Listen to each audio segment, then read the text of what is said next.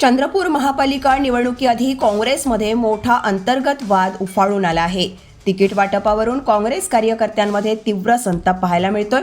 काँग्रेस विधिमंडळ नेते आमदार विजय वडेट्टीवार यांच्या समर्थकांना उमेदवारी न मिळाल्याने पक्षात नाराजी वाढली आहे। माजी शहराध्यक्ष तथा विद्यमान नगरसेवक नंदू नागरकर, प्रशांत दानव, प्रवीण पडवेकर, सुनीता लोढिया, विना खनके आणि सकीना अन्सारी यांचं तिकीट कापण्यात आलं आहे।